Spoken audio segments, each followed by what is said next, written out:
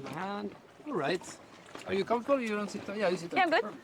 Yeah, you're right there. You can see you're rolling with the last interview of Greece 2024. All right. Welcome. Thank you. Can you say your name and where are you from?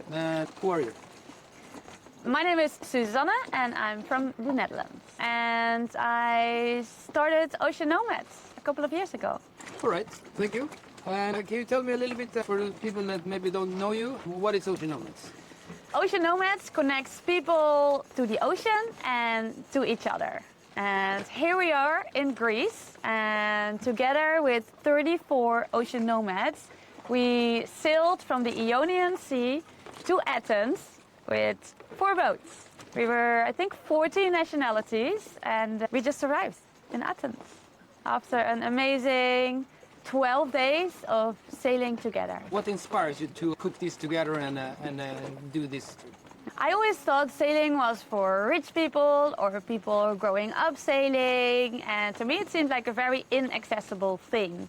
And over the years I learned by doing a lot about sailing as well as a lot about the ocean. And I saw the beauty of the ocean, but also the challenges the ocean has been facing, and it inspires me greatly to help to get people out there, connect them to nature, connect them to the ocean, as well as to other people living similar ocean-minded lifestyles or desiring a lifestyle like that. We are in Greece. Well, why did you decide to come here to these waters? Well, my very first sailing trip I ever organized was in Greece in, I think it was 2015. At that time I had no idea about sailing, didn't know how to get into it, but then I figured, well, I could also organize a trip. And that turned out a great collaboration with a local charter company.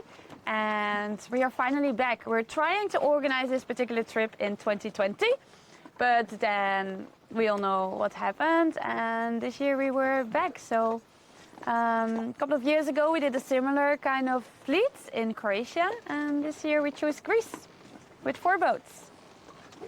Obviously there's a lot of planning and focusing on who's coming to try to make the dynamics in each boat as positive or good as possible, right? Well, what's your, like, in terms of effort to get the right people together on a trip like this? Well, how do you do that? So how did we bring all these amazing people together? Within the Ocean Nomads network there is people from all over the world, many different nationalities, but we all have in common is a love for the ocean and for nature. And many of us also live a rather nomadic lifestyle in, on or near the sea. And what draws people to join one of these trips is meeting similar like-minded people who are also living kind of unconventional alternative lifestyles or are looking to explore this kind of lifestyles. And here we come together to meet and mingle, share ideas, share skills, share stories, and celebrate the beauty for the ocean together. And explore and adventure and, yeah, share beautiful things. Thank you. What's also interesting about you, you were also skippering one of the boats, one of the 4 boats. How did you experience to skipper one of the boats? I loved skippering one of the boats. It had been a few years for me. I got my skipper license, Yachtmaster Offshore, in 2018. For the main reason that I had been traveling on many different sailing boats, but I always found it rather hard to find a cool crew, an adventure crew, a crew that loves nature, action, being active, being healthy. And one reason I got my skipper license was so I could also take people sailing, get the crew together and go on an adventure like this together. I also got the skipper license to gain a little bit more confidence in my sailing skills. And yeah, here I am. I could rent another boat, skipper another boat and take people at sea safely, happily, and have a beautiful adventure. Yeah. Thank you. And Greece, wow, it's a nice place. It's a good pick. It's very accessible for many people. But this year we also had a handful of Americans coming over, and 40 nationalities. How does that play out? All of these people coming together. How was that? we had amazing applications from all over the world. So we ended up being 14 different nationalities.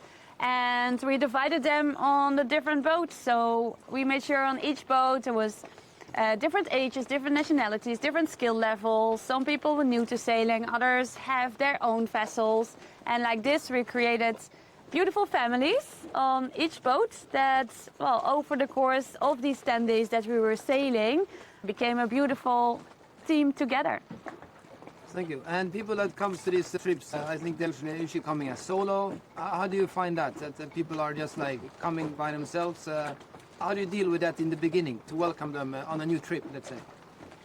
Most people, they come courageously alone to this kind of trip, and it's quite a big thing, right? You come, well, alone to a group of new people that you don't know, but already after like day one, where a lot of focus is on the provisioning together, settling in, meeting and mingling, very quickly already people bond on the boat. Like connections at sea, they often go deeper in one day than weeks on land. So imagine what that turned out to be in like 11 days. This all went quite smooth.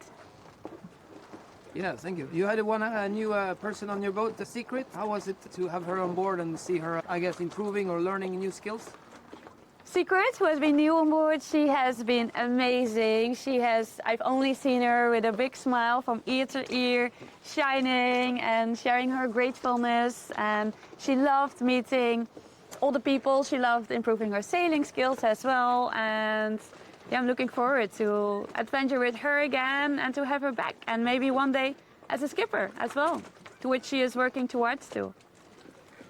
Yeah, it's inspiring to see all these people want to get into maybe as a sailing as a career or as a side job or just a hobby.